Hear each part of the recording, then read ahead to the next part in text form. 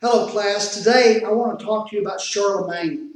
And Charlemagne, the more you read about it, I think you can't help reading about Charlemagne and not somehow find a way to like the man. He's a capable ruler, a great military tactician, and very devout in his faith.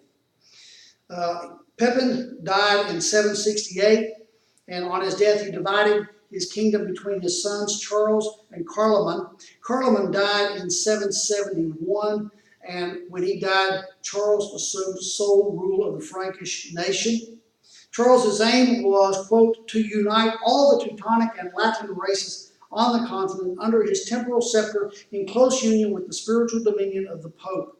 A Christian theocracy under the Church of Rome was Charlemagne's vision. The extent of his power, well, he united most of Western Europe under a single ruler and successfully prevented further Muslim incursions into Europe. His influence, his greatest contributions outside of military power were religious and educational. He spoke Latin and some Greek and attempted to learn to read late in life. According to my German professor, he never really learned to write, signing his will with an X. He promoted religious knowledge and education throughout his realm and was a devout believer. He venerated the Bishop of Rome as the successor of Peter and forced the conversion of the Saxons with the sword. He divorced his first wife after 1 year and was widowed by several others. He was a very devoted father to his children. Charles aided the Pope with an uprising in 799, and in return, on Christmas Day 800, Pope Leo III crowned him Emperor of the Holy Roman Empire during the Christmas Mass.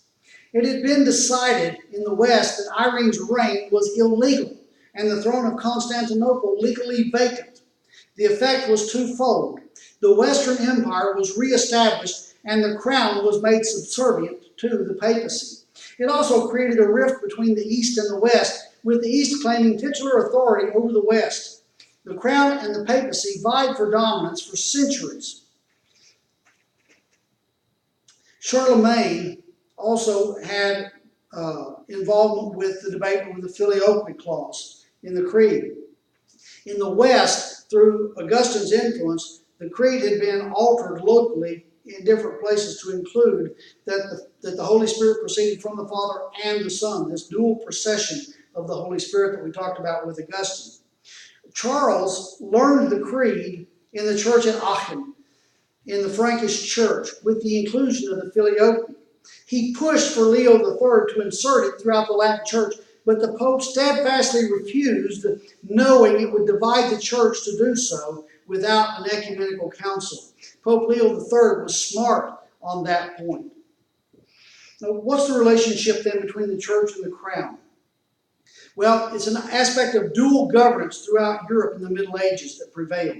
The papacy and the crown were seen as God's two arms, establishing Peter to rule establishing under Peter the rule of the people. Otho I, who reigned from 936 to 73, was the first Saxon emperor. He protected the papacy and held power over the papacy. Henry III, who ruled from 1039 to 1056, proved a capable emperor at a time when the papacy had sunk to new lows in moral and spiritual depravity. He called a synod at Sutri to address clerical abuses and papal corruption. Was presided over by Gregory VI. Two others claimed the title of Pope, Benedict VI and Sylvester III. These were deposed because their claims lacked legal merit, and Gregory resigned because he had bought the office, a practice called simony that was declared illegal in canon law.